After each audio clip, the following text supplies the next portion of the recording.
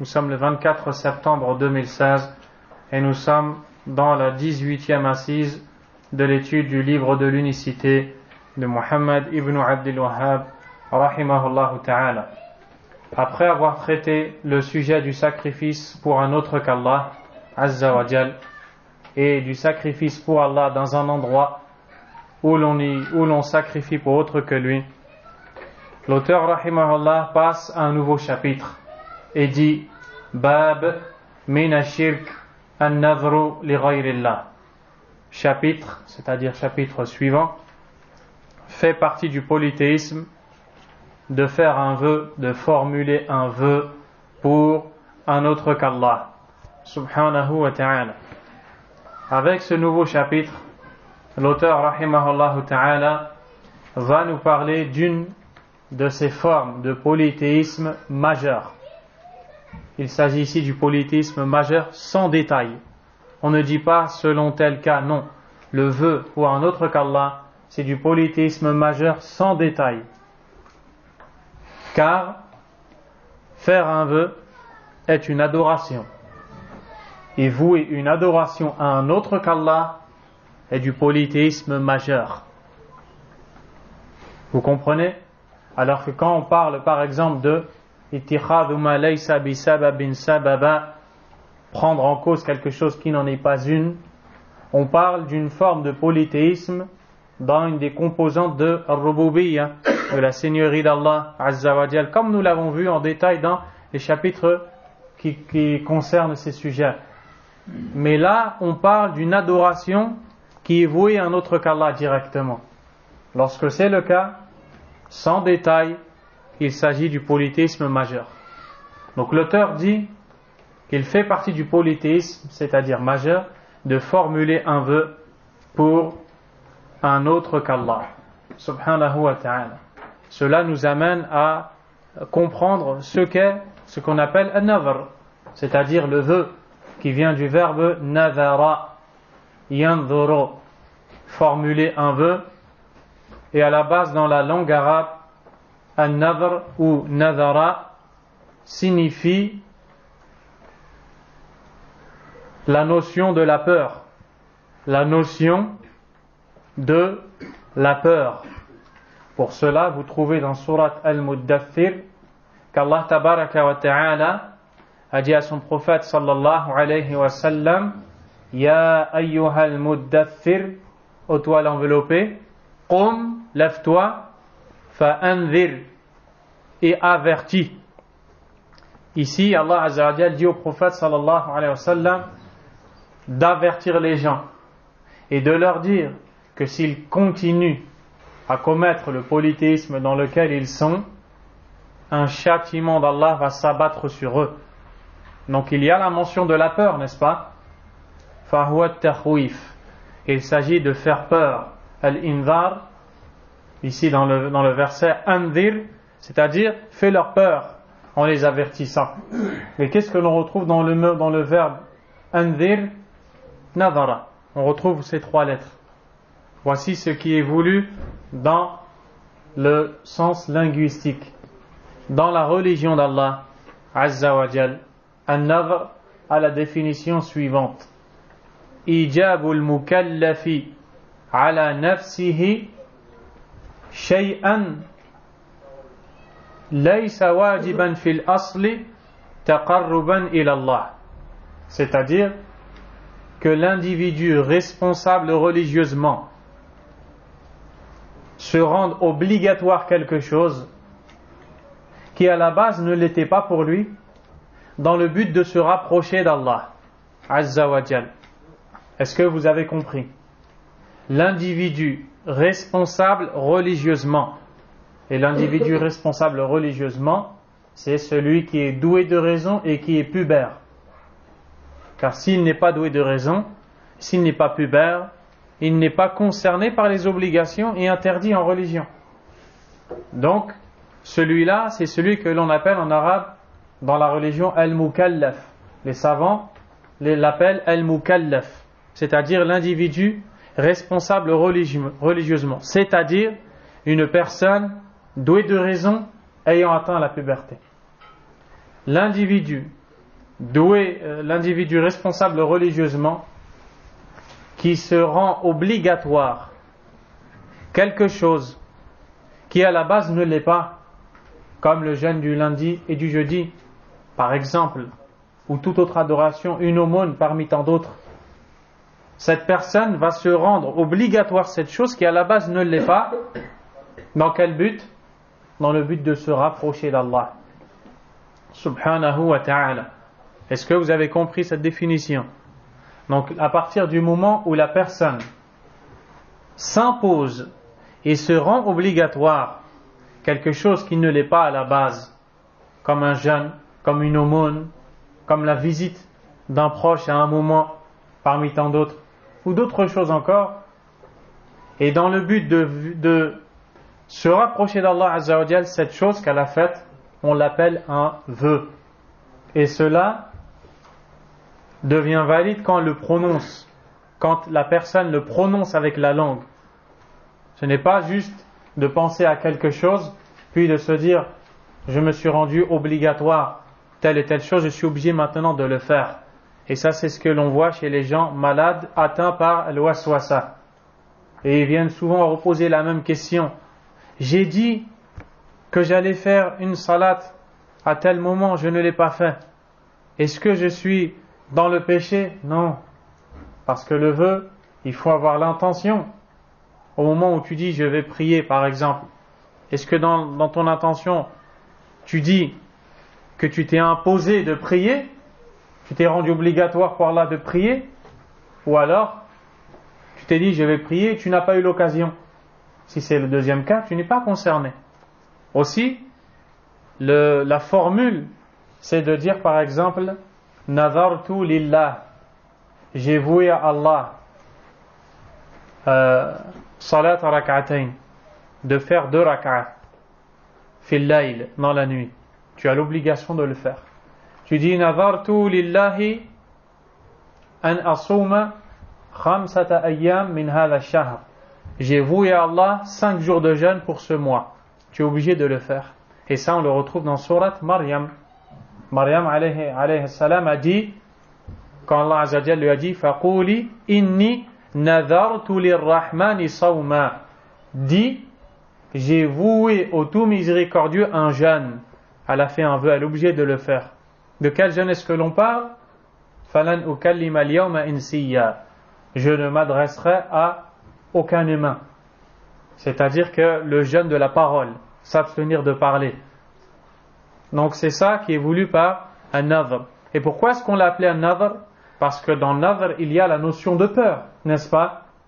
Et les savants disent que celui qui formule le vœu le fait parce qu'il craint, il a peur de rater cette chose qu'il veut faire, alors il se la rend obligatoire. Vous avez compris? Yakhafu an yafutahu shay fayanzur. De peur de ne pas faire cette chose, il formule le vœu. J'ai entendu la semaine dernière, samedi dernier exactement, dans le dars du Cheikh Suleiman al-Ruhaili, hafidhahullah ta'ala, qui en ce moment enseigne le Kitab al-Tawhid, et le cours de la semaine dernière portait exactement sur le sujet de notre jour.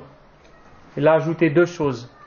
Il a dit que l'on a appelé un nadhr, où il y a la notion de khawf, de peur, parce que celui qui formule le vœu, en général, craint celui pour qui il a formulé le vœu. Donc lorsque tu formules un vœu pour Allah, tu crains Allah Azza wa Jal. La deuxième chose, à partir du moment où il a formulé ce vœu, il craint de ne pas l'appliquer. Il craint de ne pas l'appliquer. Donc dans toutes les situations, dans le vœu, il y a la notion de la peur de quelque chose. Soit la notion de la peur d'Allah Azza wa Jal, ou la notion de la peur de ne pas pouvoir faire quelque chose, ou la notion de la peur, après s'être engagé, de ne pas l'appliquer. Voici pourquoi on a appelé un nadhr. Et c'est une adoration, mais il faut savoir que on n'encourage pas à le faire. Dans les textes, on n'encourage pas à faire le vœu. Au contraire, on voit que le prophète alayhi salatu wassalam, par exemple, dans un hadith rapporté par l'imam al-Nasa'i, jugé authentique par l'imam al-Albani rahimahullah, d'après Abdullah ibn Umar radiyallahu anhu, anna Rasulallah sallallahu alayhi wa sallam naha an al-nadhr. Le messager d'Allah sallallahu alayhi wa sallam a interdit de faire des vœux. وقال إنه لا يأتي بخير وقال إن النذر لا يأتي بخير, et a dit le vœu n'amène pas le bien. وإنما يستخرج به من البخيل, et dans le sens du hadith que c'est l'avare qui fait le vœu. Et ce genre de texte a posé problème aux savants qui ont expliqué Kitab al-Tawhid, et pour la raison que d'un côté le vœu c'est une adoration, de l'autre côté on ne doit pas la faire. Le prophète alayhi salam ne nous encourage pas à faire le vœu. D'accord? Certains ont divergé sur l'interdiction ici. Est-ce qu'il s'agit d'une interdiction formelle ou alors pour montrer que c'est détestable de faire cette chose?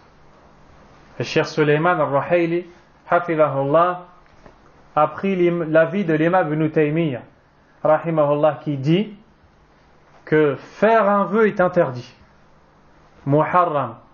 C'est pour ça que les savants disent hadha al-bab gharibun fi sharia. Ils disent ce sujet-là est étrange dans la sharia pour les gens, mais dans la sharia tout est clair, n'est-ce pas?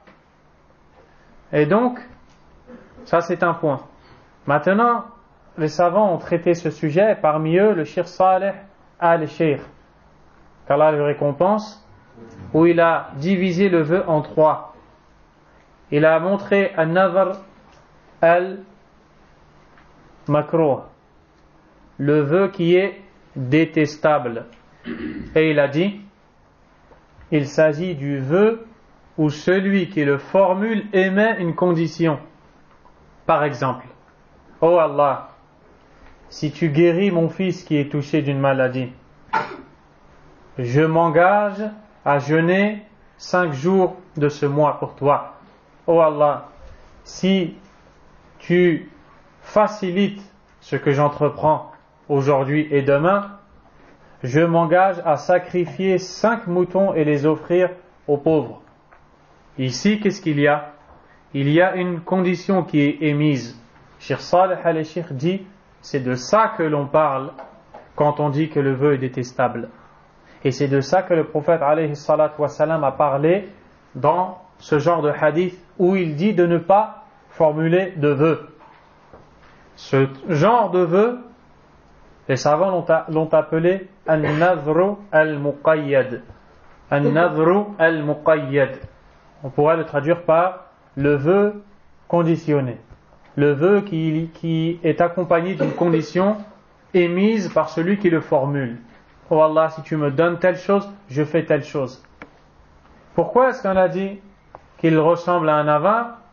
Parce que c'est comme si qu'il ne fait des actes d'adoration que en échange, que si Allah lui donne quelque chose. Si tu me donnes cette chose-là, je fais. Donc si tu ne me donnes pas, je ne fais pas. Ce genre de vœu, on l'appelle an-nadhr al-muqayyad. Il y a l'autre vœu que l'on appelle an-nadhr al-mutlaq. An-nadhr al-mutlaq, le vœu absolu. C'est celui qui n'est pas conditionné. C'est-à-dire que la personne dit pour Allah, j'ai voué 3 jours de jeûne pour ce mois. Il n'y a pas de condition ici. Cheikh Saleh al-Sheikh dit ce vœu-là n'est pas concerné par l'interdiction ou la réprobation. Vous avez compris? C'est très important de bien le saisir. Ensuite, il y a an-nadhr al-muharram, le vœu interdit. Le vœu interdit, c'est le fait de dire, par exemple, je m'impose pour Allah, j'ai voué à Allah, puis tu vas dire de faire quelque chose qui est interdit, de frapper au visage telle et telle personne parce qu'elle m'a fait de l'injustice, par exemple. Ou alors, j'ai voué pour Allah, et qu'est-ce que tu voues à Allah? De faire une innovation, de réciter l'invocation qu'ils appellent par exemple Salatul Fatih, que l'on retrouve chez Tijaniya dans le soufisme, pour Allah. Il n'a pas le droit de le faire parce que c'est une innovation. Ça, c'est le vœu interdit. Et enfin, il y a le vœu qui est du shirk. Et c'est celui dont nous parlons dans ce chapitre, qui est de formuler un vœu pour un autre qu'Allah Azza wa Jal. Et ça, c'est répandu à très grande échelle, au point où les gens disent Jarrabna, jarrabna, nous avons essayé, ça marche. Tu as un problème, ton épouse n'arrive pas à être féconde, à avoir des enfants, tes enfants sont handicapés, tu n'as pas réussi à gagner dans ton commerce, tu veux guérir de la maladie. Ils disent Hada al-mazar wa hada al-darih, ce mausolée, ce lieu de visite où il y a un tombeau et quelqu'un enterré par exemple, yaqbalu an-nadhr, accepte le vœu. Qu'est-ce qu'ils entendent par là quand ils disent de telles paroles? Ils disent ça marche ici. On l'a essayé, ça marche. Résultat, ils prennent leur sac et ils voyagent. Et ils vont dans la tombe de, par exemple, Sit al-Nafisa, ça c'est au Caire en Égypte, ou alors Sidi Majdoub au Maroc, ou Sidi Abdel Qadir en Algérie, ou alors Ahmadou Bamba au Sénégal, ou alors Ahmad Tijani au Maroc à Fès, et bien d'autres encore. Et ils disent va là-bas et fais un vœu pour la personne qui est enterrée dans ce lieu, et tu verras, nous avons essayé, ça a marché. Les ulama de la sunna ont noté que il est possible qu'Allah Azza wa Jal décide d'éprouver ses serviteurs. Comment? Ils vont dans cet endroit et ils font le vœu. Ils disent par exemple oh Sidi Majdoub, oh Sidi Majdoub, c'était quelqu'un de bien, ensuite il est mort et on l'a adoré dans sa tombe.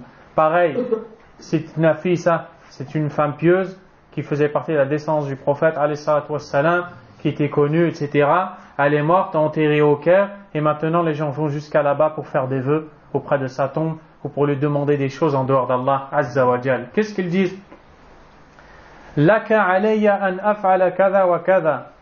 Pour toi, je m'impose telle et telle chose. Nadartu laki ya sit nafisa.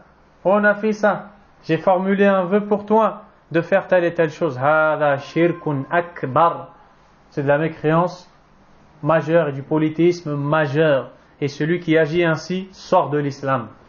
Ça c'est aqidatu ahl sunnah, la croyance des gens de la sunna dans ce domaine et dans ce sujet, comme l'a noté le cheikh Salih al-Fawzan hafidahullah ici dans son commentaire. Donc ça c'est quelque chose qu'il faut savoir. Et malheureusement, jusqu'au jour d'aujourd'hui, on le fait. Wal'iyadhu billah. An-nadhru ibada. An-nadhr, le vœu, est une adoration. Et l'adoration, on ne l'avoue qu'à Allah. Tabaraka wa ta'ala. Quel est le lien qu'il y a entre ce chapitre et le livre Kitab al-Tawhid? En d'autres termes, pourquoi est-ce que l'auteur a mentionné ce chapitre dans son écrit? La réponse est très claire. À force de l'étudier, vous avez l'habitude des liens entre, au moins, des liens entre les chapitres et le livre. Ici, an-nadhru li ghayrillah, formuler un vœu pour un autre qu'Allah, est une forme de polythéisme majeur. Et c'est donc pour cette raison que l'auteur l'a cité dans son livre, parce que il nous enseigne le tawhid par son contraire, comme nous l'avons vu. Maintenant, quel lien il y a entre ce chapitre et les chapitres précédents de Kitab al-Tawhid? Quels sont les chapitres précédents? At-tabarruk bi ghayrillah, la demande de baraka à un autre qu'Allah. Al-dhabh li ghayrillah, le sacrifice pour un autre qu'Allah. Et toutes ces adorations avec al-nadhr li ghayrillah, le vœu pour un autre qu'Allah, sont des formules de shirk apparentes. Et l'auteur a voulu, avec ces chapitres, montrer parmi les formes de shirk, celles qui sont apparentes. Vous comprenez? Et ici, il s'agit bien sûr du shirk al-akbar, comme nous l'avons dit. Lorsque l'auteur dit mina shirk fait partie du polythéisme, c'est-à-dire que c'est une de ses formes, mais il ne représente pas tout le polythéisme, n'est-ce pas? D'ailleurs, la preuve en est le livre que nous sommes en train d'étudier. Ainsi, celui qui formule un vœu pour un autre qu'Allah, tabaraka wa ta'ala, aura commis cet ignoble crime qui est de donner un égal à Allah, tabaraka wa ta'ala.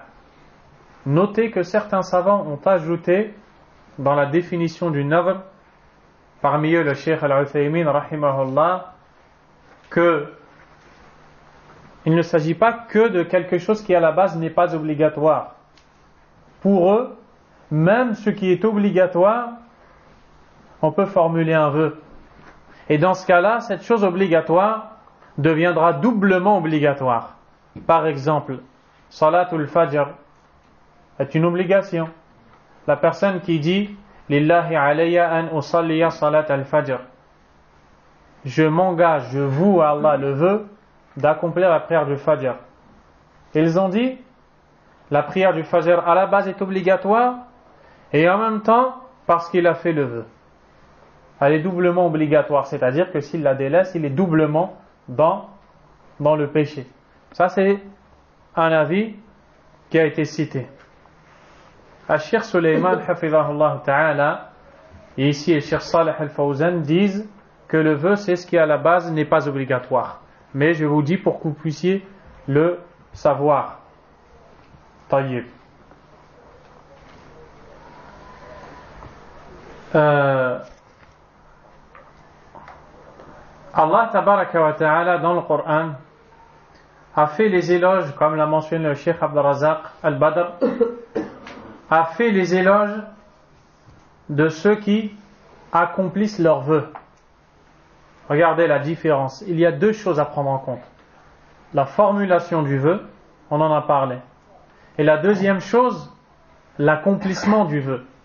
Même si la personne formule un vœu et qui fait en faisant quelque chose de détestable, comme nous l'avons cité au début du cours, à partir du moment où elle a formulé ce vœu, et pour ceux qui voient carrément que c'est interdit, comme Cheikh al-Islam ibn Taymiyyah rahimahullah, disent quand même que dès qu'elle a formulé ce vœu, l'accomplissement du vœu, c'est une autre chose. C'est une obligation. Pourquoi les savants n'encouragent pas à formuler le vœu? Je pense qu'avec un peu de réflexion, vous trouverez la réponse. Parce que la personne va s'imposer quelque chose. Cheikh Abd al-Razaq al-Badr a dit, il y a quelqu'un qui va dire, oh Allah, si tu me donnes un enfant, si tu me fais don d'une descendance, je sacrifierai pour toi 50 chameaux. Au moment où elle prononce ce vœu, elle ne fait pas attention à tout ce que cela amène comme dépense d'argent et comme coût onéreux. Puis lorsqu'Allah Azza wa Jalla lui donne un enfant, cette personne regarde et voit le prix de 50 chameaux, c'est énorme. Elle ne peut pas le faire. Résultat, elle va tomber dans le péché, alors qu'à la base, ce n'était pas obligatoire pour elle. Pour ça, les savants disent qu'il ne faut pas formuler un vœu. Il suffit de faire. Comme ça, si tu fais, alhamdulillah, tu es récompensé. Si tu ne fais pas, tu n'es pas dans le péché. Voilà pourquoi le vœu n'est pas quelque chose qui est encouragé. Mais, lorsque tu as formulé le vœu, tu te dois de l'accomplir. Et Allah a fait les éloges de ceux qui accomplissent le vœu. Pourquoi? Justement, parce que à partir du moment où ils accomplissent le vœu, malgré peut-être la difficulté de cette action, ça montre qu'ils ont fait la chose pour Allah Azza wa Jalla. Vous avez compris? Donc celui qui accomplit le vœu, il est loué par Allah dans le Coran. Aussi Allah Tabaraka wa Ta'ala a, comme nous allons le voir, Inch'Allah, dans le deuxième verset de ce chapitre, a rappelé le fait qu'il sait, qu'il est connaisseur du vœu que son serviteur a formulé. Et après, on va vous expliquer quelque chose. Également, Allah Azza wa Jal a ordonné, tabaraka wa ta'ala, d'accomplir le vœu après l'avoir prononcé. Il n'a pas parlé de la prononciation, de la formulation du vœu, mais de l'accomplir après qu'on l'a prononcé, après qu'on s'est engagé.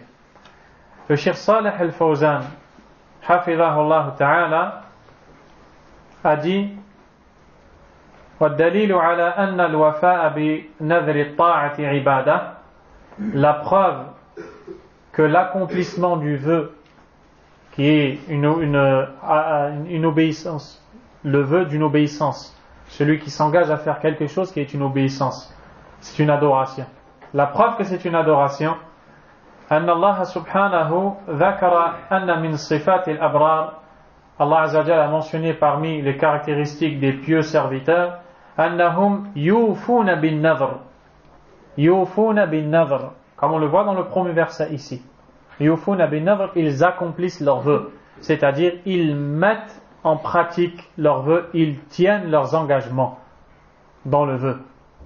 Puisqu'Allah Azza wa Jalla a fait leurs éloges, on voit que le vœu est une adoration. وَأَمَرَ بِالْوَفَاءِ بِهِ. Bel, Allah Azza wa Jal a ordonné d'accomplir, de tenir cet engagement. وَلْيُوفُوا نُذُورَهُمْ. Et qu'ils accomplissent leurs engagements. Et dans le hadith, le prophète sallallahu alayhi wa sallam a dit مَنْ نَذَرَ أَنْ يُطِيعَ اللَّهِ فَلْيُطِعْهُ. Celui qui a voué à Allah une obéissance, qu'il lui obéisse. Donc toutes ces choses-là nous montrent que le vœu est une adoration.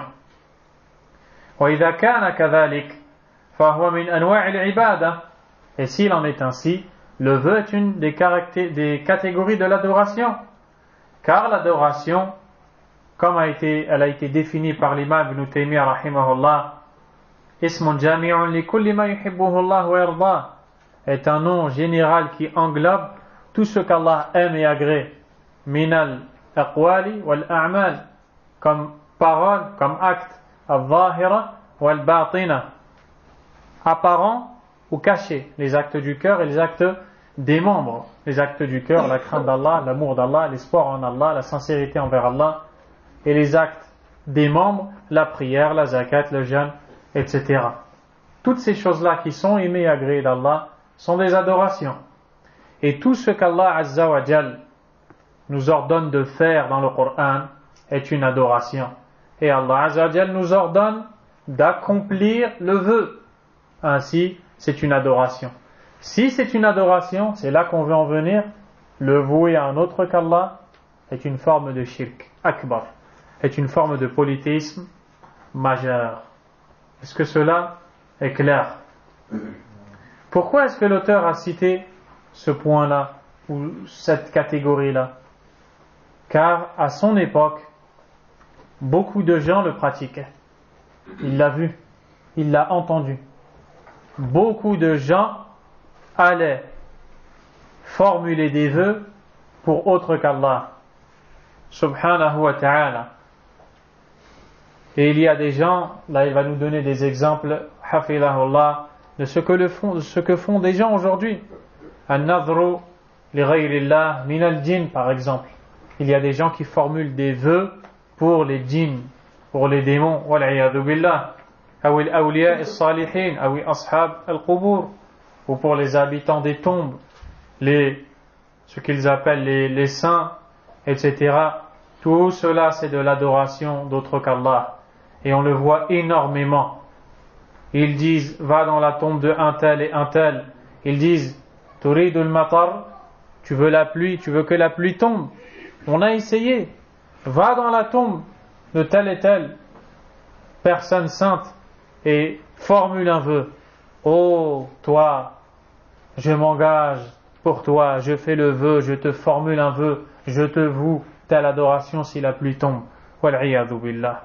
Ça c'est du shirk akbar. C'est du shirk akbar dans l'uluhiyya,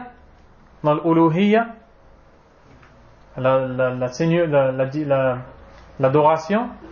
Et comme tawhid al-uluhiyya, comme nous l'avons dit, mutadamminun li tawhid al-rububiyya, comprend lui le tawhid de la seigneurie. Donc le shirk dans l'uluhiyya comprend le shirk dans al-rububiyyah. Wal-'iyadhu billah.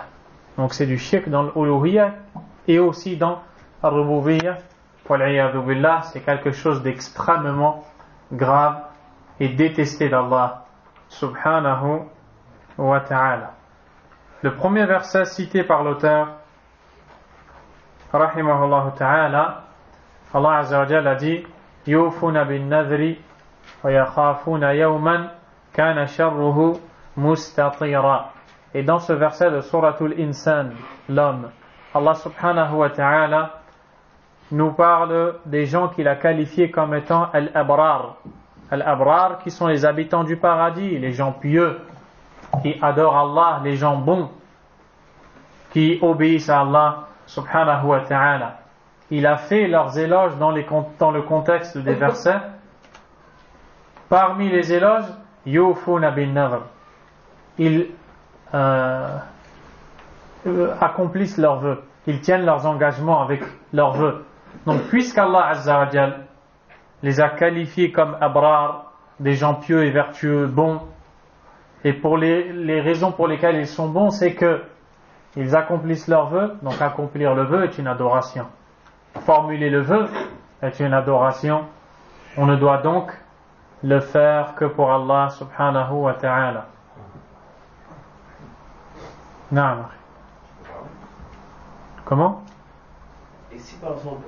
Non, pas de questions pendant le cours. Après, Inch'Allah. Barakallahu fikum. Pourquoi pas de questions pendant le cours? Parce qu'il peut arriver que ça me perturbe et que j'oublie ce que je voulais vous dire. Jazakumullahu khayran. Tayyib. Donc Allah tabaraka wa ta'ala a fait les éloges de ceux qui accomplissent leurs vœux. Alors faire un vœu pour un autre qu'Allah azza wa jal est une forme de polythéisme. Wal-'iyadhu billah. Est-ce que ceci est clair? C'est clair? Ça, c'est le premier verset.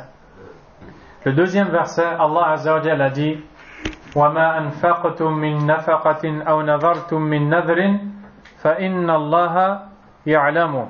Le sens rapproché du verset, quelles que soient les dépenses que vous avez faites ou le vœu que vous avez voué, Allah le sait. Subhanahu wa ta'ala. Voici une règle. Comprenez-la. Quand Allah tabaraka wa ta'ala dans le Coran fait mention de son savoir, du fait qu'il sait quelque chose, après avoir cité une bonne action, c'est pour dire qu'il récompensera la personne qui fait cette action. Quand Allah azza wa jal fait la mention de son savoir après avoir mentionné un péché, c'est pour que l'on comprenne qu'il châtie celui qui fait ce péché. Vous avez compris? Ce n'est pas vainement qu'Allah azza dit Allah le sait. فَإِنَّ اللَّهَ يَعْلَمُ. Allah le sait. Qu'est-ce que l'on doit comprendre? Allah le sait. Allah azza wa jal l'a consigné, l'a gardé, et il va récompenser ceux qui mériteront alors la récompense pour cet acte. Allah le sait quand il s'agit d'un péché, il l'a consigné, il l'a gardé, et si les personnes ne s'en repentent pas, elles risquent de se faire châtier par Allah azza wa jal. Qu'est-ce que l'on comprend alors? On comprend que quand Allah azza wa jal nous dit qu'il le sait, ça veut dire qu'il récompense ceux qui agissent ainsi. S'il récompense ceux qui agissent ainsi, cet acte est une adoration. Si cet acte est une adoration, on n'a pas le droit de le vouer à autre qu'Allah subhanahu wa ta'ala. C'est pour cette raison que l'auteur a cité ce verset dans Kitab at-Tawhid, dans ce chapitre de Kitab at-Tawhid. Et c'est ce qu'a dit le Cheikh Salih al-Fawzan. Là, ce que je vous ai cité, c'est ce que j'ai pris de Cheikh Abd al-Razzaq. Et c'est à peu près pareil de ce qu'a dit Cheikh Salih hafidhahullah ta'ala lorsqu'il dit وَلَازِمُ ذَلِكَ أَنْ يُجَازِيَكُمْ عَلَيْهِ. Et cela implique, c'est-à-dire l'information donnée dans ce verset qu'Allah le sait, cela implique qu'il va vous rétribuer pour cet acte. وَهَذَا مِنْ بَابِ الْحَثِّ عَلَى الْوَفَاءِ بِالنَّذْرِ. et à travers cela, on nous encourage à accomplir nos vœux. Donc Allah Azzawajal dans ce verset a encouragé à faire des dépenses, des aumônes, tout comme il a encouragé à accomplir le vœu et tenir cet engagement en disant qu'il le sait, subhanahu wa ta'ala. Le hadith fi Sahih Muslim, d'après Aisha radiyallahu ta'ala anha, أن رسول الله صلى الله عليه وسلم قال من نظر أن يطيع الله فليطيعه ومن نظر أن يعصي الله فلا يعصيه. Dans le sens du hadith, le prophète alayhi salatu wassalam nous dit: quiconque a fait le vœu d'obéir à Allah, qu'il lui obéisse, et quiconque fait le vœu de lui désobéir, qu'il ne le fasse pas. C'est pour ça que les savants ont dit il y a deux sortes de vœux, nadhru ta'a et nadhru al-ma'siyah. Le vœu qui est une obéissance et le vœu qui est une désobéissance. Et on en a parlé. Le vœu qui est une obéissance, lorsque la personne voue à Allah tabaraka wa ta'ala un acte aimé d'Allah azza wa jal. Et le vœu qui est une désobéissance, lorsque la personne voue à Allah azza wa jal quelque chose qui est interdit, que ce soit une innovation, que ce soit un péché, ou toute chose qui est interdite par Allah subhanahu wa ta'ala. Dans ce hadith, le prophète Mohammed alayhi salatu wassalam nous montre très clairement que le vœu est une obéissance, le vœu qui nous concerne, le vœu qui est bon, le vœu qui est une bonne action. Il est une obéissance à Allah subhanahu wa ta'ala. Et toute obéissance à Allah est une adoration. Et vouer l'adoration à autre qu'Allah est une forme de shirk. Voilà pourquoi le shirk a cité ce hadith rahimahullahu ta'ala. Man nadhara an yuti' Allah, quiconque a fait un vœu pour Allah, Cheikh Al-Fawzan a dit bisiyamin, bihajjin, bi'amra, bisadaqa, bi'atikaf, ou bighayri dhalika min anwa' at-ta'at, que ce soit une prière, un jeûne, hajj, umra, une sadaqa, une aumône, la retraite à la mosquée, ou tout autre acte d'obéissance et d'adoration, falyuti'hu, qu'il l'applique, qu'il tienne son engagement. Il doit le faire. Donc ça montre qu'à partir du moment où tu as formulé un vœu, et ce vœu est une adoration, une obéissance, tu as l'obligation de tenir ton engagement. Tu t'es imposé quelque chose, tu dois le respecter. Sinon, il y a des règles, il y a des expiations, et ce n'est pas le sujet. Nous, on parle ici du vœu comme adoration. Quant aux règles de jurisprudence du vœu, c'est dans les livres de jurisprudence qu'elles s'étudient. وَمَنْ نَظَرَ أَنْ يَعْصِيَ اللَّهَ فَلَا يَعْصِيهِ. Et quiconque a voué à Allah une désobéissance, qu'il ne lui désobéisse pas. Al-Fawzan hafidhahullah a dit كَأَنْ نَظَرَ أَنْ يَقْطَعَ رَحِمَهُ, comme celui par exemple qui a voué à Allah de rompre les liens de parenté avec les siens, les gens de sa famille. وَأَنْ لَا يَصِلَ أَبَاهُ وَأُمَّهُ أَوْ أَخَاهُ, et il a voué à Allah Azza wa Jal de mettre un terme à sa relation avec son père, sa mère, son frère, sa sœur. Ça c'est un vœu qui est interdit par Allah subhanahu wa ta'ala, ou le vœu d'assassiner quelqu'un, et toutes ces choses-là. On ne doit pas faire ce genre de choses. Cheikh Al-Fawzan a dit, et entre dans cela en premier lieu le vœu qui est du shirk. C'est une interdiction formelle, c'est du polythéisme, comme voir formuler le vœu à une créature en dehors d'Allah subhanahu wa ta'ala. Et on voit donc que cette action est une adoration et qu'on ne doit l'avouer qu'à Allah seul subhanahu wa ta'ala. Et c'est ainsi que s'achève l'étude de ce chapitre. Après celui-ci, l'auteur rahimahullah ta'ala passe au chapitre suivant. Bab min ash-shirk Al-isti'adatu bi ghayrillah. Chapitre suivant fait partie du polythéisme. Demander la protection à un autre qu'Allah subhanahu wa ta'ala. Demander la protection à un autre qu'Allah. Ce qu'on appelle en arabe al-isti'adatu. Et le verbe est ista'adha. Et ista'adha dans la langue arabe, c'est-à-dire talab al-'awdha. Demander cette chose que l'on appelle al-'awd. Al-'awd. Le fait de demander al-'awd qui est la protection contre un mal que l'on appréhende. C'est ça que l'on appelle al-'awd. Lorsque tu dis a'udhu billahi, c'est-à-dire que tu demandes à Allah sa protection contre quelque chose. C'est pour ça que à la base ce qui est al-'awd dans la langue arabe, à la base ça peut être un abri. Par exemple, parmi les noms, les synonymes de al-bayt, qui est la maison en arabe, ma'ad. Ma'ad, c'est un abri. Et pourquoi est-ce qu'on a appelé ma'ad comme cela? On retrouve ces lettres-là parce que c'est une protection, l'abri. N'est-ce pas? Ça te protège. Ici, on parle de demander al-'awd, et al-'awd, c'est la protection contre un mal. Daf' ad-dur, le fait de repousser un mal. Ou daf' al-makruh, ou repousser quelque chose de détestable. C'est ça que l'on appelle al-'awd. C'est une adoration. C'est une adoration de demander la protection. Mais pas dans tous les cas. Dans certains cas, il est permis de demander la protection à une créature. Et ça, il faut le savoir. Si 3 conditions sont réunies, tu as le droit de demander la protection à une créature. Ces conditions sont les suivantes. Que cette créature, cette personne, soit vivante.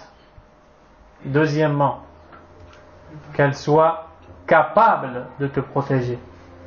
Troisièmement, qu'elle soit présente lorsque tu lui demandes cette protection. Un exemple pour illustrer cela. Un agresseur corpulent, violent, terrifiant se tient debout devant son éventuelle victime. Et cette victime qui voit son agresseur devant tourne sa tête à droite et à gauche quand elle voit à ses côtés quelqu'un qui est encore plus fort et qui est là devant elle. A-t-elle le droit de se cacher derrière lui? A-t-elle le droit de lui demander protège-moi, je cherche refuge derrière toi contre l'agression de cet oppresseur? Bien sûr que oui. Est-ce qu'elle aura commis du shirk? Bien sûr que non. De quoi est-ce que l'on parle alors quand on dit qu'il s'agit de shirk billah azza wa jal? On parle de demander la protection à un autre qu'Allah, que cet autre soit mort ou alors incapable de nous donner cette protection ou alors absent. Des exemples pour illustrer cela. Le mort.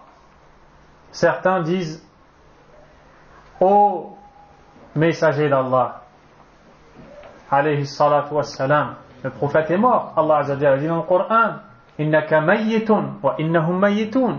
Tu es voué à la mort, ils le sont aussi. Il est mort, alayhi salatu wassalam. Abu Bakr radiyallahu anhu a dit: fa inna Muhammadan qad mat, comme l'a rapporté l'imam al-Bukhari. Muhammad est mort, alayhi salatu wassalam. La personne est en danger. Et qu'est-ce qu'elle dit? Ya Muhammad, a'idni. Oh Muhammad, ya Rasulallah, messager d'Allah, protège-moi du mal. Un exemple encore plus clair. Des gens qui sont sur le point de couler en bateau, en mer. Et qu'est-ce qu'ils font ces gens-là? Ya Bamba, Ya Majdoub, Ya Nafisa, Ya Abd al-Qadir, Ya. Et ils appellent autre qu'Allah Azza wa Jal. Et qu'est-ce qu'ils leur disent? A'idni min al-gharaq. Protège-moi de la noyade. Ça, c'est l'isti'adha bil mayyit. Demander la protection aux morts. Shirk akbar. Wal'iyadhu billah. Ou alors la personne est vivante, mais elle est incapable. A'idni min ash-shaytan ar-rajim. Ils vont voir leur gourou, il est vivant, il leur embrasse les pieds, puis il leur demande à ces gourous de les protéger contre le shaytan, ou de protéger leurs enfants contre le shaytan. Shirk. Ou alors demander à quelqu'un qui est absent, lorsqu'ils invoquent, et ils disent il nous entend, il peut nous entendre, wal'iyadhu billah. Voici l'isti'adatu bi ghayrillah, et voici cette forme de shirk akbar qui est répandue dans la terre d'Allah, wal'iyadhu billah. Et c'est vraiment quelque chose de très grave, parce que ça montre que ces gens qui prononcent ces paroles ont un cœur habité par autre qu'Allah, ou alors attaché, une parole plus précise, attaché à autre qu'Allah subhanahu wa ta'ala, ou habité par l'amour, la crainte d'autre qu'Allah. C'est ça que je voulais dire. Quel est le lien qu'il y a entre ce chapitre et le livre Kitab al-Tawhid? La réponse est claire. Vous avez maintenant l'habitude. Demander cette protection à un autre qu'Allah Azza wa Jal, c'est une forme de shirk. Et l'auteur l'a cité pour montrer que le Tawhid c'est son contraire. Quel est le lien qu'il y a entre ce chapitre et les chapitres précédents? Dans les chapitres précédents, l'auteur, rahimahullah ta'ala, nous cite, comme nous l'avons dit, des formes de shirk akbar apparentes. N'est-ce pas? Les formes de shirk akbar apparentes se divisent en deux. Qawli wa fi'li. Verbal et physique. Il y a des formes de shirk verbal. Ce sont juste des propos que tu dis. Et ce chapitre-là, al-isti'adatu bi ghayrillah, et le précédent, an-nadhru li ghayrillah, sont des formes de shirk verbales, orales, que l'on fait avec la langue. Et celles qui sont juste avant sont des formes de shirk physique. Adhabhu li ghayrillah, tabarruk bi ghayrillah, sacrifice pour un autre qu'Allah, demander la baraka, se frotter dans les murs, autre qu'Allah subhanahu wa ta'ala. Est-ce que cela est clair? Lorsqu'il dit min ash-shirk fait partie du polythéisme, c'est la même chose. C'est-à-dire c'est une des formes de polythéisme. Et ce n'est pas tout le polythéisme. Donc, ces conditions que nous avons citées, en réalité, on les applique pour toute forme d'invocation. Parce que l'isti'adha, c'est une forme d'invocation. Mais de manière générale, invoquer un autre qu'Allah, solliciter plus précisément un autre qu'Allah Azza wa Jal, si cet autre est vivant, présent et capable, ce n'est pas du shirk. C'est pour ça que Cheikh Muqbil rahimahullah ta'ala a débattu, ou il n'a même pas débattu, il a reçu la visite de quelqu'un du groupe de Jama'at al-Tabligh qui a voulu débattre avec lui, et le cheikh lui a dit ma hukmu du'a'i ghayrillah, quel est le jugement de solliciter un autre qu'Allah? L'homme lui a dit hada shirk, ça c'est du polythéisme. Le cheikh lui a dit va apprendre ta religion. Pourquoi? Parce qu'il aurait dû dire si cet autre est vivant, présent et capable, il n'y a pas de problème. Tu as le droit d'appeler quelqu'un, de lui demander de l'aide. Tu as le droit d'appeler quelqu'un, de lui demander de te protéger. Tu as le droit d'appeler quelqu'un, de lui demander un besoin qu'il est capable de te donner. Mais quand est-ce que c'est du shirk? Si tu implores un mort, ou si tu demandes à quelqu'un quelque chose qu'il ne peut pas faire, ou si tu demandes à celui qui n'est pas là, qui est absent. Tout ça, c'est là que c'est du shirk. C'est ce qui nous concerne ici. Le Cheikh Salih al-Fawzan hafidhahullah ta'ala a dit وهذا كالأبواب التي قبله في بيان أنواع الشرك التي يمارسها بعض الناس في مختلف الأزمان ولا تزال تمارس عند كثير من الناس. Ce chapitre, comme ceux l'ayant précédé, traite de ces catégories de polythéisme qui sont tant pratiquées par bon nombre de gens dans les époques diverses. Depuis les premiers jours jusqu'à maintenant, on trouve des gens qui le font, wal'iyadhu billah. Et les gens ne cessent de les faire jusqu'au jour d'aujourd'hui. Et beaucoup sont ceux qui le font, wal'iyadhu billah. وهو نوع من أنواع العبادة. Et c'est une catégorie d'adoration. لأن دفع الضرر ودفع الشرور لا يقدر عليه إلا الله سبحانه وتعالى. Car nul autre qu'Allah ne peut repousser la nuisance ou le mal. فكل ما لا يقدر عليه إلا الله فإنه لا يطلب إلا من الله. Toute chose que seul Allah est capable de faire, on ne doit la demander qu'à Allah. Subhanahu wa ta'ala. فإن طلب من غيره كان ذلك شركا. Et si cette chose que seul Allah est capable de faire est demandée à un autre que lui, cette demande est une forme de polythéisme. هذا وجه كون الاستعاذة بغير الله من الشرك. C'est pour cette raison que demander la protection d'un autre qu'Allah est une forme de polythéisme avec les détails que nous avons vus. Ensuite, le Cheikh Hafidahullah a cité quelques versets pour montrer que c'est une adoration, car Allah Azza wa Jalla l'a ordonné. Il nous a ordonné de lui demander sa protection dans bon nombre de versets, parmi lesquels sa parole. قُلْ أَعُوذُ بِرَبِّ الْفَلَقِ قُلْ أَعُوذُ بِرَبِّ النَّاسِ. أَعُوذُ dit, je cherche la protection, je cherche refuge auprès du Seigneur de l'aube, Al-Falaq. Et je cherche refuge auprès du Seigneur des hommes, Rabbin Nas, subhanahu wa ta'ala. Puis il a cité d'autres versets. Le premier verset qui a été cité par l'auteur, rahimahullah ta'ala, dans surat Al-Jinn, Allah Azza wa Jal dit وَأَنَّهُ كَانَ رِجَالٌ مِنَ الْإِنسِ يَعُوذُونَ بِرِجَالٍ مِنَ الْجِنِّ فَزَادُوهُمْ رَهَقًا. Le sens rapproché du verset. Or, il y avait parmi les hommes des mâles qui cherchaient protection auprès des mâles parmi les djinns, mais cela ne fit qu'accroître leur détresse. De quoi est-ce que Allah Azza wa Jal nous parle ici dans ce verset? Le Cheikh Salih al-Fawzan, hafidahullah ta'ala, nous répond et nous dit qu'il s'agit ici de personnes qui partaient en voyage à l'époque anté-islamique. Et quand ils voyageaient, ils passaient par des vallées, ils traversaient des vallées. Et quand ils arrivaient dans ces vallées, ils craignaient le mal des djinns de cette vallée. Donc, qu'est-ce qu'ils faisaient? Ils disaient dans leurs invocations أعوذ بسيد هذا القوم أعوذ بسيد هذا الوادي من سفهاء قومه. Je cherche la protection auprès du maître de cette tribu, car les djinns sont des tribus, contre le mal des faibles d'esprit parmi eux, ou des gens mauvais, des gens qui veulent nuire. Donc qu'est-ce qu'ils faisaient?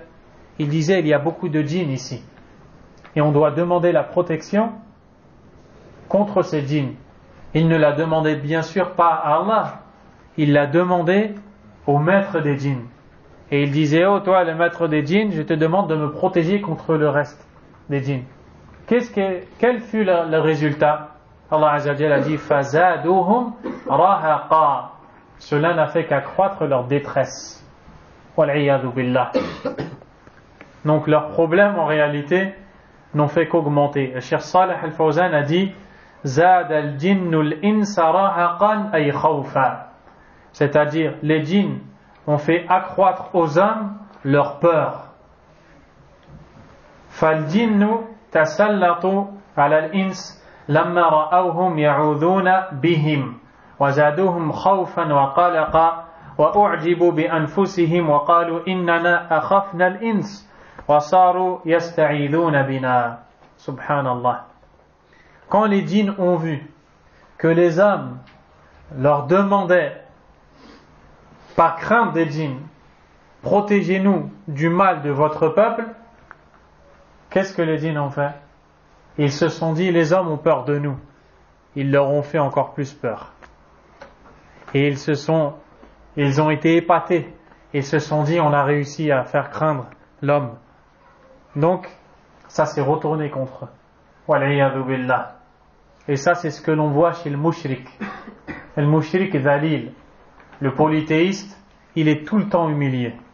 Celui qui craint un autre qu'Allah, comme on doit craindre Allah, Azza wa Jal, il est tout le temps perdu. Il a peur de tout. Il craint tout. Il est habité par le wasawis. Il ne dort pas la nuit. Il craint. Regardez, tous ces gens qui font du shirk avant de dormir, ils n'arrivent pas à dormir. Ils font du shirk pour se protéger. Dans certains pays, ils mettent un couteau, par exemple, dans de l'aluminium et ils le mettent en dessous de l'oreiller et ils dorment. Et ne t'inquiète pas, le djinn de la vallée, les djinns du village ne rentreront pas chez toi. Et ces gens-là ne trouvent pas le sommeil.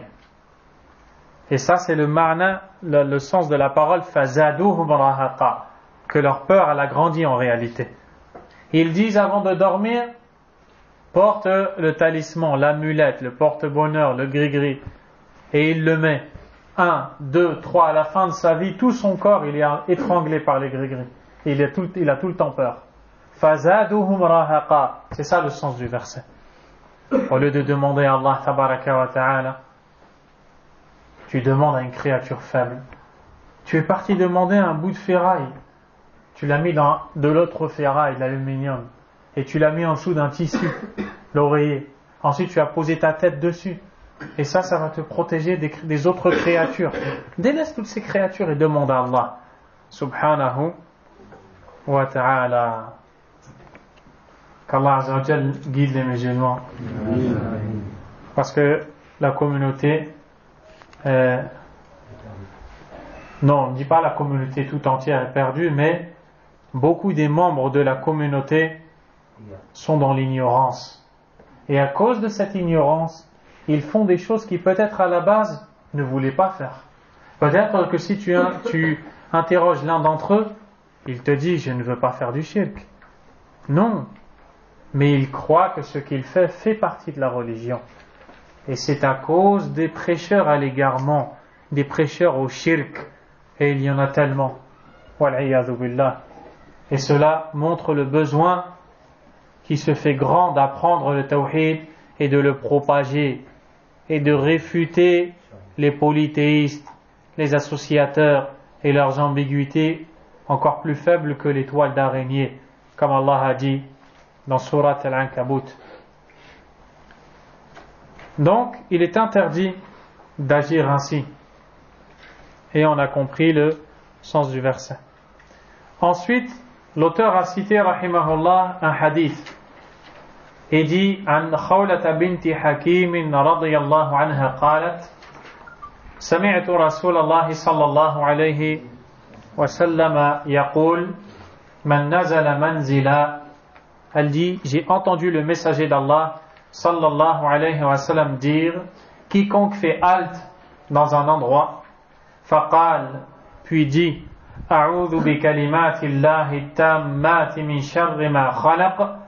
Je cherche la protection d'Allah par ses paroles parfaites contre le mal de ce qu'il a créé.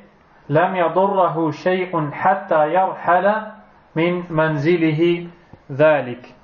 Aucun mal ne le nuira jusqu'à ce qu'il quitte cet endroit. Je cherche la protection auprès des paroles parfaites d'Allah contre le mal qu'il a créé. Aucun mal ne le touchera jusqu'à ce qu'il quitte cet endroit. Et ce hadith est rapporté par l'imam Muslim, rahimahullah ta'ala. Et bien sûr, dans la religion, quand on nous interdit quelque chose, on nous donne l'autre chose. On nous a interdit de demander la protection à autre qu'Allah Azza wa Jal, on nous enseigne comment demander alors la protection en répétant ces paroles. Lorsque l'on fait halte dans un endroit, qu'est-ce que cela veut dire? Cheikh Abdel-Razak a dit, ça peut être lorsque tu entres dans une maison dans laquelle tu vis, ou dans une habitation dans laquelle tu vas rester un temps déterminé, ou alors lorsque tu fais halte dans un endroit, par exemple l'aire de repos, tu es en voyage et tu t'arrêtes dans une aire, ou alors tu marches, tu t'arrêtes dans un endroit. Toutes ces occasions sont des moments propices pour prononcer ces paroles et dire je cherche protection auprès des paroles parfaites d'Allah contre le mal de ceux qu'il a créés. Qu'est-ce qui est voulu par kalimatullah, par les paroles d'Allah subhanahu wa ta'ala? Il y a deux choses quand on dit les paroles d'Allah. Le Coran, ce qu'on appelle kalimatu shar'iyya, et les paroles qu'il prononce pour décréter ce qu'on appelle al-kalimatu al-qadariyya ou alors al-kalimatu al-kawniyya. Et ça, on l'a déjà étudié dans un chapitre. Vous vous en souvenez? Réfléchissez. Dans un chapitre. Wa inna Isa ibn Maryam Abdullah wa rasuluh wa ruhun alqaha ila Maryam. Na'am. Wa kalimatuhu alqaha ila Maryam. On a expliqué ici qu'est-ce que voulait dire kalimatullah subhanahu wa ta'ala. Donc c'est la même chose ici. Cheikh Salih al-Fawzan a dit huwa kalamuhu al-munazzal subhanahu wa ta'ala ala rasulihi sallallahu alayhi wa sallam. C'est le Coran, la parole d'Allah azza wa jal. Wal-isti'adatu bil-Qur'ani mashru'a. Et chercher la protection par le Coran est quelque chose de prescrit, de légiféré. Pourquoi? لأن القرآن كلام الله فالاستعاذة بالقرآن استعاذة بصفة من صفات الله وهي الكلام وليست استعاذة بمخلوق. Demander la protection auprès des paroles parfaites d'Allah Azza wa Jal. Les paroles d'Allah Azza wa Jal ne sont pas créées, n'est-ce pas? Donc on n'a pas demandé la protection à une créature. Et c'est pour cela que les savants ont dit, comme a dit Cheikh Al-Fawzan ici, les savants de la Sunna ont utilisé ce hadith comme argument pour répondre aux Jahmiyya et aux Mu'tazila, de sectes qui disent que le Coran est créé. Yaquluna inna al-Qur'ana makhluq. La preuve qu'ils sont dans le faux, c'est ce hadith.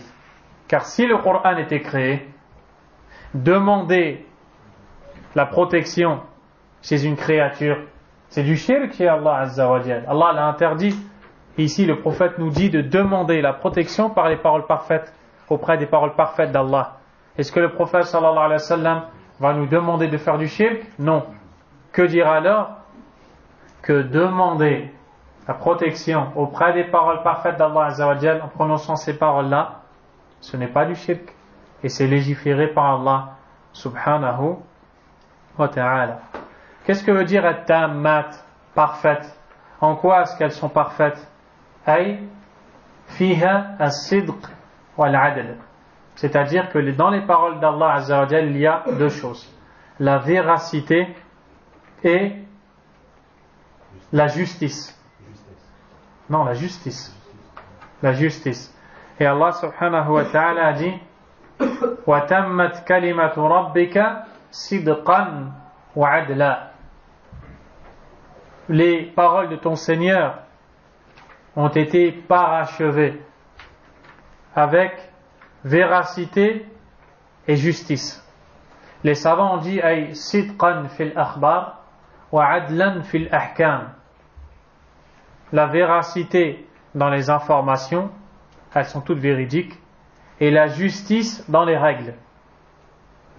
Donc dans les paroles d'Allah Azza wa Jal, il y a la véracité dans les informations et la justice dans les ordres et les interdits.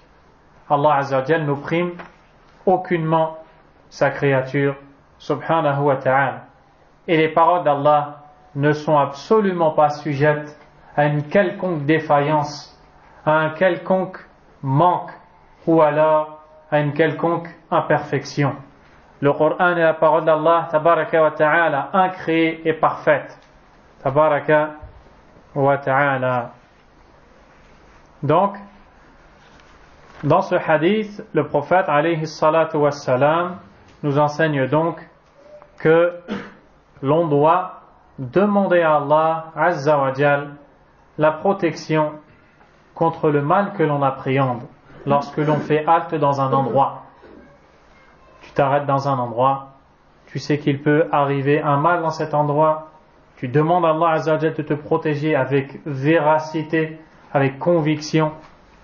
Tant que tu es dans cet endroit, aucun mal ne te touchera.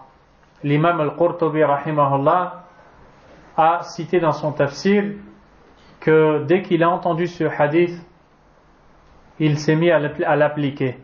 Et à chaque fois qu'il s'arrêtait dans un endroit, il disait A'udhu bi kalimatillahi tammati min sharri ma khalaq. Jusqu'au jour où il a oublié de le dire. Une fois, il dit j'ai été piqué par un scorpion. Allahu Akbar. Attention, n'allez pas comprendre que c'est une punition d'Allah, comme il n'a pas prononcé ces paroles. Non, ce n'est pas ça. Mais il n'a pas fait à ce moment-là cette cause de protection, il n'était donc pas prémuni à ce moment-là précisément, tout simplement. Et Cheikh Al-Fawzan, hafidhahullah ta'ala, nous parle de ces gens-là qui malheureusement demandent aux djinns la protection, demandent aux sorciers la protection. Il dit فَقَدْ تَلَاعَبَ بَعْضُ الْأَشْرَارِ مِنَ الْإِنْسِ بِعَقَائِدِ النَّاسِ. Certains malfaiteurs, certains gens mauvais parmi les hommes ont joué avec la croyance des gens. وَبِأَكْلِهِ لِأَمْوَالِهِمْ. Ils ont mangé leur argent. وَبِشَعْوَذَتِهِ عَلَيْهِمْ. Ils ont fait le charlatanisme, des escrocs. Ils leur ont dit je vais te protéger de telle chose, donne-moi telle somme, etc., etc. وَلَا سِيَّمَا عِنْدَ الْبَوَادِ وَالْقُرَى الْبَعِيدَةِ عَنْ حُضُورِ مَجَالِسِ الذِّكْرِ. Et ça souvent où est-ce qu'on le voit? Dans les villages, dans les vallées, éloignés des assises de science. Souvent tu arrives dans ces endroits-là et tu trouves beaucoup de shirk. Wal'iyadhu billah. Et à peu près les gens qui sont ici, qu'ils soient issus des pays africains ou des pays arabes ou des pays asiatiques, lorsqu'ils rentrent chez eux et qu'ils visitent les proches de leur famille dans leur village, ils trouvent ces choses-là. Ils trouvent ces choses-là, malheureusement. فإن هذا يكثر كلما كثر الجهل. Plus l'ignorance se répand, plus ces pratiques se répandent. وحقيقة هذا أنه عميل للجن. Et en réalité, de telles personnes qui mentent aux gens et qui prétendent les protéger, connaître leur avenir, etc., sont au service des diables. وأنه مشرك بالله عز وجل. Et polythéiste. ولا يقتصر شره على نفسه بل يضلل الناس ويفسد عقائد الناس. Et ces gens-là égarent les gens, ils pervertissent, polluent la croyance, la foi des gens. ويأتي إليه الناس ويسألونه ويخبرهم بالمغيبات أو يأمرهم بالذبح لغير الله أو غير ذلك من أنواع الشرك. Et ces escrocs, ces charlatans, qu'est-ce qu'ils font? Ils profitent de la sottise de ces ignorants, de ces faibles d'esprit, et les trompent en leur demandant de l'argent, en leur demandant de sacrifier pour un autre qu'Allah subhanahu wa ta'ala. فَهَذِهِ مَسْأَلَةٌ خَطِيرَةٌ.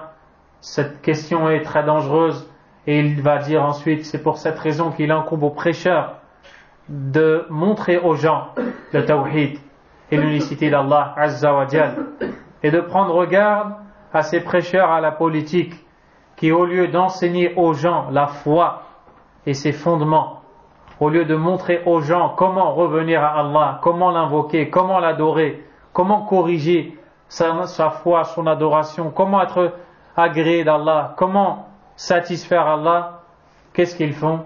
Alors que ces gens-là sont plongés dans le shirk, ils viennent et montent sur le minbar et ils prononcent des discours de vendredi ou à toute autre occasion en leur parlant de politique, de dunya, de choses qui n'ont pas pour ces gens-là d'importance, puisque eux, qu'est-ce qu'ils vont changer dans cette dunya? Qu'est-ce qu'ils vont changer dans cette politique? Ils sont dans un village rempli de shirk, rempli de bid'a, et toi tu viens, tu fais une khutbah sur le bon comportement, tu fais une khutbah sur la politique, tu fais une khutbah sur le bon voisinage. De quel voisinage tu me parles alors que la personne est devant toi, elle plonge dans le shirk? Wal'iyadhu billah. Ton voisin qui est devant toi, fais-lui le bon voisinage, enseigne-lui le tawhid, enseigne-lui les droits d'Allah tabaraka wa ta'ala. Faites attention à ces prêcheurs à l'égarement. Le Cheikh Salih al-Fawzan a dit: Yajibu alayna an nattaqi Allah azza wa jal. Il nous incombe de craindre Allah. Wa an na'lama anna manhaj ar-rasul sallallahu alayhi wa sallam da'wa wa ta'lim wa irshad wa tawjihun fima yanfa'u an-nas. Et on a l'obligation de comprendre que la méthodologie du messager d'Allah sallallahu alayhi wa sallam, c'est le prêche, c'est l'enseignement, c'est l'orientation, c'est le fait de diriger les gens vers ce qui leur est utile. Wa aydan mu'alajatu ma waqa'a fihi an-nas fi baladihim wa fi anfusihim, et aussi d'essayer de trouver des solutions aux problématiques des gens dans leur pays et en eux-mêmes. Amma annaka tajlibu lahum mashakila min ba'id. Quant au fait de citer aux gens des problèmes qui ont lieu dans des endroits éloignés, وتريد منهم أن يعالجوا قضية أمريكا أو قضية الجزائر أو قضية السودان. Puis tu parles avec des gens qui sont dans des contrées, qui sont plongés dans le shirk, dans l'innovation, et tu leur parles de l'Amérique, des problèmes de l'Algérie, des problèmes du Soudan. Ce n'est qu'à titre d'exemple qu'il cite ces pays. À quoi ça sert? Voilà ce qu'il veut dire. Il dit wahum masakin.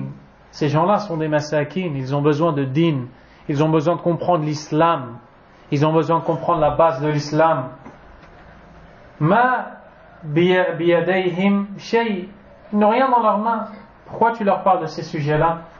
Wa aydan hum waqi'una fima huwa akhtar min dhalik wa huwa al-jahl wa fasad al-aqida. Plus encore, ces gens-là sont tombés dans des choses plus graves que ce dont tu leur parles, qui est la mauvaise croyance. لماذا لا تعالج هذا الأمر? Pourquoi tu ne trouves pas de solution à ce problème-là? La réponse, c'est parce que ces gens-là ne prêchent pas le prêche d'Ahl Sunnah, n'ont pas de patience sur la da'wa du tawhid. Ces gens-là, ils veulent du monde. Quand ils prêchent, ils veulent juste du monde. Ils ont un but. Le but, c'est pas satisfaire Allah, corriger les gens véridiquement, montrer aux gens la véritable religion. Non. Leur but, c'est, mashallah, beaucoup de gens me suivent, beaucoup de gens m'écoutent. Et c'est pour ça que tu les vois porter les meilleurs vêtements et peut-être se faire filmer, se montrer dans des beaux endroits, faire beaucoup de cinéma, beaucoup de spectacles. Qu'est-ce qui se passe après pour ces gens-là, si vous méditez bien? Ils tombent comme la feuille de l'arbre en automne. Et disparaissent comme s'ils n'ont jamais existé. Aucune baraka. Et qui est-ce qui reste? Ceux qui sont dans le haqq, ceux qui sont dans le Coran et dans la Sunna, ceux qui sont dans ce qui plaît à Allah Azza wa Jal. Et à l'époque de l'imam Malik rahimahullah, quand il a écrit Al-Muwatta, son recueil de récits authentiques, qui avant le récit de Bukhari était le livre le plus authentique après le Coran. Après le Bukhari est arrivé, il a pris sa place. Les gens, qu'est-ce qu'ils ont fait? Ils ont écrit le Muwatta eux aussi. Ils ont écrit des livres comme l'imam Malik et ils leur ont donné le même titre. Et on a été voir l'imam Malik et on lui dit: Ya Malik, kathuratil muwatta'at. Il y a beaucoup de muwatta maintenant. L'imam Malik a dit: Ma kana lillahi baq. Ce qui est fait pour Allah va rester. Aujourd'hui, quand je vous dis le muwatta, vous pensez à quoi? À Malik. Connaissez le muwatta de tel et tel et tel? Non. Pourquoi? Parce que le vrai din te préserve. Et ces gens-là n'étaient pas dans le vrai din. Et ça, c'est ce que Ahl Sunnah se fatigue à faire comprendre aux gens. Pendant que eux, ces gens-là, leur disent: vous nous amenez une nouvelle religion. On n'a jamais entendu ça. Dans mon village, on ne m'a jamais dit ça. Dans un pays, je n'ai jamais vu ça. Tel gourou ne m'a jamais dit ça. Ya akhi, délaisse tout ça. Ya muslimoun, délaissez tout ça. Prenez le Coran, prenez la sunna du prophète alayhi salatu wassalam, et ne tombez pas dans ce dans quoi sont tombés les polythéistes de Quraysh qui ont dit Ma sami'na bihadha fil millati al-akhirah. Nous n'avons jamais entendu ça chez nos ancêtres. Ne faites pas ça, Allah les a blâmés pour ça. Si vous agissez ainsi, vous ressemblerez à Quraysh. Vous serez comme eux.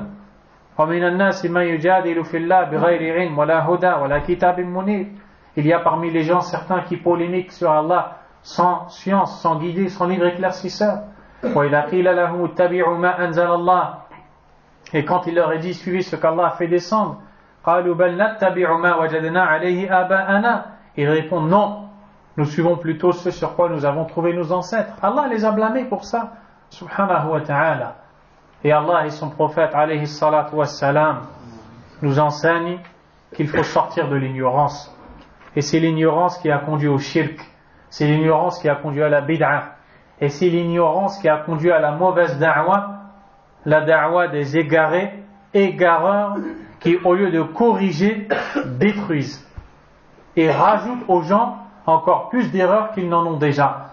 C'est pour ça que les gens de la sunna mettent en garde contre la bid'a, l'innovation, avec fermeté, contre les innovateurs avec science et justice, avec fermeté. Ce n'est que pour préserver l'islam originel, l'islam pur, l'islam du prophète Mohammed sallallahu alayhi wa sallam. Comprenez ça, ô musulmans.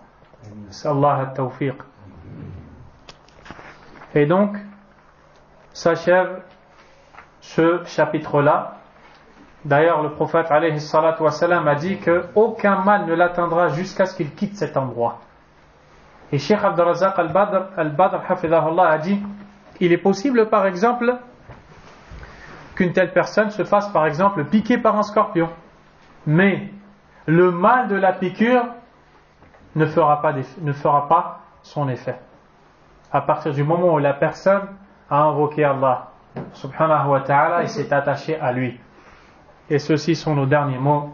نسأل الله تبارك وتعالى أن يفقهنا في الدين ويثبتنا على التوحيد والسنة. والله أعلم وصلى الله وسلم وبارك على نبينا محمد وعلى آله وأصحابه أجمعين. سبحانك اللهم وبحمدك أشهد أن لا إله إلا أنت أستغفرك وأتوب إليك.